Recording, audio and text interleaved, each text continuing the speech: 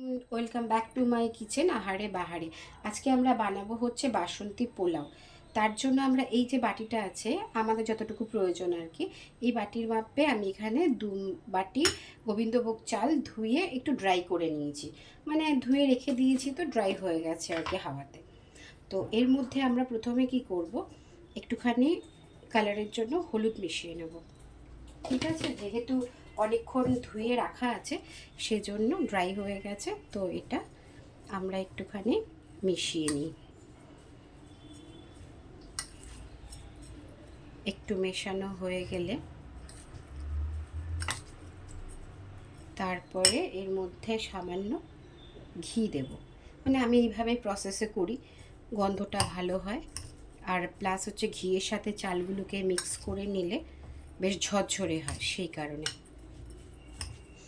ঘিটা দিলেই গোবিন্দভোগ চালের সাথে, গোবিন্দভোগ চালটা যদি একটু পুরনো হয় তাহলে দারুণ গন্ধ ছাড়ে, সেই কারণে। আচ্ছা, এটা মোটামুটি মিক্স করা হয়ে গেল। আর একটু সামান্য মনে হচ্ছে হলুদ দিলে ভালো হয় কালারটা। চলো, এটা এবার আমাদের ভালো করে মিক্স করা হয়ে গেল। এই বাটিটা, এই ছোটো বাটিটা, এই যে বাটিতে চাল নেব, যে বাটিতেই নেওয়া হবে সেই বাটিতেই কিন্তু জলটা দিতে হবে। গোবিন্দভোগ চালের ক্ষেত্রে আমরা দেখেছি, যে বাটিতে চালটা, মানে ধরো এই বাটিতে আমি নিয়েছি, তো এই বাটিতে 2 বাটি চাল নিয়েছি, তো 1 বাটি চালের জন্য 2 বাটি জল লাগবে। তার মানে এখানে আমার 2 বাটি চাল আছে, মানে এই বাটির সমান আমাকে 4 বাটি জল দিতে হবে।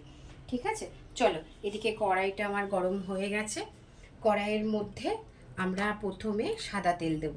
পুরোটা ঘি দিয়েও করা যায়, কিন্তু ঘি পুরোটা দিলে কি হয়, একটু ঠান্ডা হয়ে গেলে জড়ো জড়ো হয়ে যায়, সেই কারণে সাদা তেলের সাথে ঘি মিশিয়ে দিলে এই প্রবলেমটা একটু কম হয়।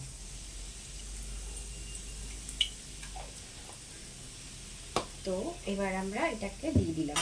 ঠিক আছে, তেল আর ঘি একসাথে মিশিয়ে, কড়াইটা যেহেতু আগেই গরম করতে দিয়ে দিয়েছিলাম সেহেতু গরম মোটামুটি হয়ে গেছে। ইনগ্রেডিয়েন্টস যেগুলো লাগবে সেগুলো হচ্ছে, যে তেজপাতাটা ধুয়ে নিয়েছি, দারচিনি একটু থেতো করে নিয়েছি, আর লাগবে হচ্ছে লবঙ্গ, এলাচ, আর এদিকে কাজু কিশমিশটা ধুয়ে ক্লিন করে নেওয়া হয়েছে। এবার এর মধ্যে তেলটা, মানে ঘিটা গরম হয়ে গেছে, তেল আর ঘিটা গরম হয়ে গেছে। 1 চিমটি হলুদ দিয়ে নিই, নাহলে গায়ে ছিটবে। 1 চিমটি হলুদ দিলাম ওর মধ্যে, দিয়ে প্রথমে আমরা তেজপাতাগুলো দিয়ে দেবো। প্রথমে একটু তেজপাতা দিয়ে দিলাম, দিয়ে দেওয়ার পরে আমরা দিয়ে দেবো এর মধ্যে দারচিনি, তারপরে লবঙ্গ, এলাচটা দিয়ে দেবো ফোড়নের জন্য। এই টাইমে গ্যাসের আঁচটা কমিয়ে নিলে ভালো হয়, নাহলে সব জিনিসগুলো পুড়ে যাবে। দেওয়া হলো, এবার আমরা এর মধ্যে কাজু কিশমিশ পুরোটা দিয়ে দেবো।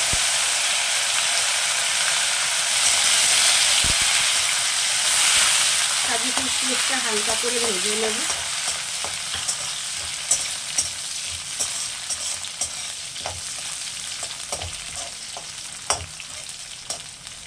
ভেজে নেওয়ার পরে আমরা যে চালটা রেডি করে রেখেছি, এই চালটা পুরোটা দিয়ে দেবো।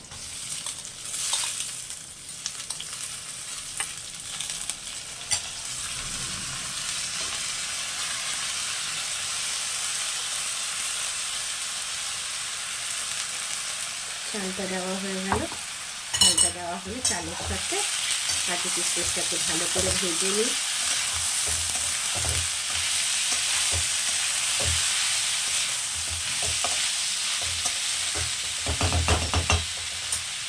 ভেজে নেওয়া হলো, এবার এর মধ্যে নুন মিষ্টি দিয়ে দিই পরিমাণ মতো। এই যে ভাজার সময় চালটা একটু যখন ভাজা হয়, তখন কি হয়, এই যেহেতু চালটার মধ্যে ঘিটা দেওয়া আছে, গন্ধটা দারুণ ছাড়ে গোবিন্দভোগ চালে। পরিমাণ মতো নুন দিলাম,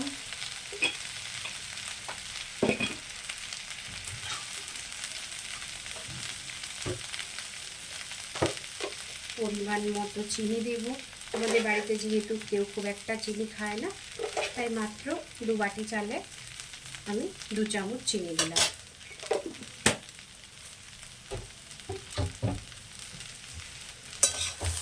এবার এটাকে সুন্দর করে আমরা মিক্স করব, একটু ভেজে নেব চালটাকে।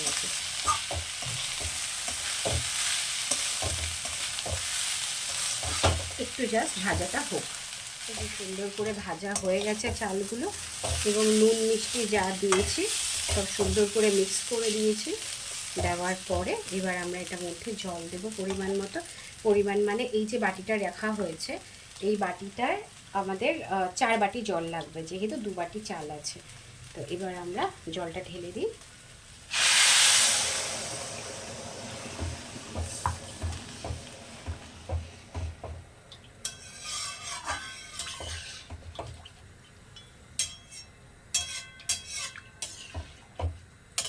ঢেলে দিয়ে এটাকে আমরা ঢেকে দেবো। ঢেকে দিলে এবার খানিকক্ষণ টাইম দিতে হবে। একদম গ্যাসটা কিন্তু একটুখানি জলটা ফুটে এলে সিমে করে দিতে হবে। আস্তে আস্তে হবে, একদম ঝরঝরেই হবে। কড়াইয়েও করা যায়, কোনো অসুবিধা হয় না, আমি তো কড়াইয়েই করি। এবার এটাকে আমরা ঢেকে দেবো। চলো, বাসন্তী পোলাও রেডি হয়ে গেছে। এবার চলো নামিয়ে নেওয়া যাক। দেখো পুরো ঝরঝরে হয়েছে। ব্যাস, এবার গ্যাসটা বন্ধ করে খাওয়ার সময় সার্ভ করে নিলেই হয়ে গেল রেডি বাসন্তী পোলাও। আজকে আমাদের মেনু হচ্ছে বাসন্তী পোলাও আর চিলি চিকেন। যখন একঘেয়ে ভাত টাত করে আর ভালো লাগে না, সবার তখন ডিমান্ড হয় কখনো পোলাওয়ের সাথে চলো চিকেন কষা করো।